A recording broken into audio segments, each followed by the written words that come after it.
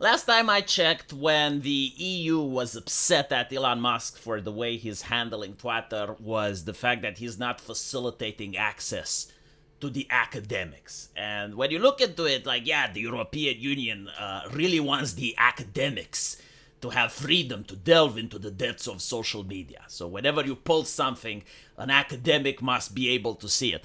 The same thing is happening with Reddit, by the way.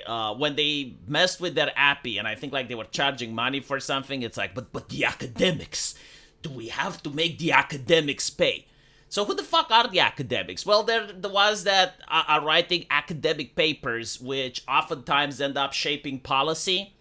So it's very important where they're getting that information from. Now, the idea is that social media is actually a window into society.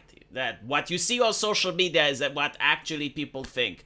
But it's so easy to debunk this nonsense. Like for example, here you have a troll which posted some random nonsense on Reddit saying that the oldest president nominee in American history. I don't even know if this is true or not. I think like Joe Biden is older than Trump.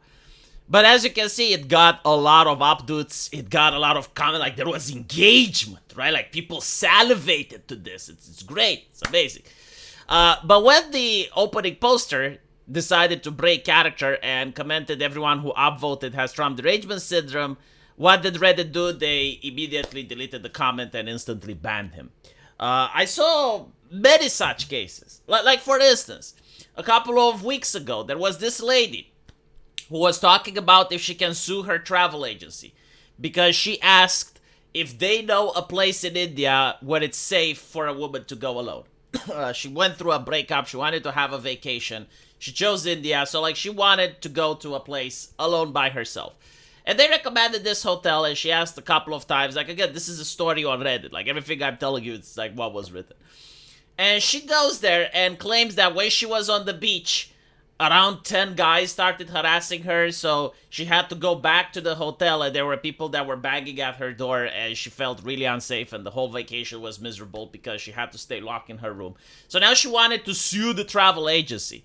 What did the Reddit bots do? They removed that story, and they delete all the comments, right? So you notice that it's not actually free. It's not actually a window into society. It is incredibly curated. Most people that go on the internet know this, but I guarantee to you, normies don't. Like, just so you can understand the mentality of a normie, all right? When YouTube decided to go to war with ad blockers, like for some mysterious reason, the number of people downloading the apps increased dramatically. Why? Because most people didn't even know that the apps existed. And you know, this is where you have the disconnect between people that use the internet more often and the normies. Like, we think that normies get this, but they genuinely do not. Like, sure, you know, when you hear the word ad blocker, everyone realizes what it is, but like, before they even heard the word, they didn't even know that it is possible for such apps to exist. So, when the news reported on it, every person that was interested started downloading. Now, it's the same with Reddit. Like, most people genuinely believe that the stuff you see on social media is organic. They genuinely believe that this is how normal people think, and obviously this is by design. They want people who are populists to feel atomized. They want individuals that believe in borders or that they believe that there should be such a thing as a national spirit to be viewed as fringe, extremist, on the side. But meanwhile, if you want people to have less babies because you want to save the planet, if you think that people shouldn't have cars, if you think people should give away their gas stoves, these are very well thought out arguments. You're a decent pillar of the community. So this is why this pisses me off so much. It's not the story itself, you know, and even though the meme is that now that Biden is stepping down and you're going to have Kamala Harris, all of a sudden you're going to see left-leaning people bring up the age of Trump into question. Yeah, that's already happening on Reddit. That is actually in motion. Like, I have seen already people questioning the age of Trump, which, again, like, up until now, on Reddit, you had very little people questioning the age of Biden. These are legitimate questions, like, don't get me wrong, but when you add the context into it, you notice just how scummy it is. And this is also why they're so upset at Twitter, right? Because Twitter, with the censorship that it has, and with all of the suppression that it still has, is breaking the narrative in a lot of places, and they really hate this stuff. They really do. The thing that I also notice is that when it comes to Reddit, they would sacrifice the engagement of a page if it means like people having the correct opinions. Like there is a reason why Reddit is considered one of the worst social medias out there. Especially when it comes to entertainment. It's just not like just politics, but entertainment in general. Like you would have, I don't know, like Battlegrounds forum, and it has a lot of engagement, and people are talking, and they're collaborating with each other. But then you have like Marxist mods taking over, banning everyone that disagrees with their identity politics, saying that identity politics isn't even politics, and all of a sudden the engagement to the site plummets. Like it's got like 10% of the engagement that it used to be, but they consider that 10% to be reflective on society as a whole. So I think that this is what's happening to news websites as well.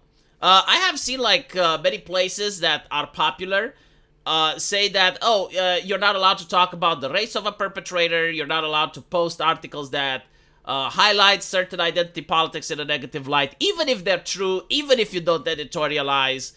And again, like, this is the place where academics get their information from.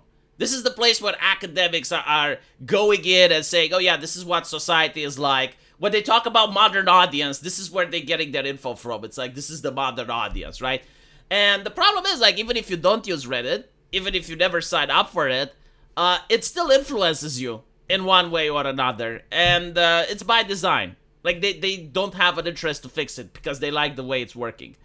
And I don't even know if it can be fixed at this point.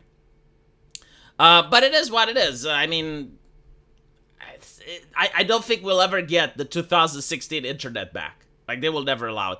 I also know, and this is like a little bit of insider knowledge, that the thing that they fear the most is another R. Donald. Like, they really despise that. They hated it with a passion, and they were so happy when they managed to get it banned. And I don't think they're ever going to allow something like that to happen again. I don't even know if there are certain things that you can say, like right-wing subreddits anymore, right? Like, you're just not allowed to create them. They used to have like the slogan that you read it first on Reddit, that is the front page of the internet. But now people find out about Joe Biden stepping down from X. Even Joe Biden's staffers find out about Joe Biden stepping down from X. Like, this is the absolute state of the internet right now. Let me know what you guys think, though. And as usual, I will see you in the comment section. And if you like the channel for whatever reason, there's a pinned comment that will take you to my live stream channel and also to my subscribe star if you want to get some good buyer's remorse.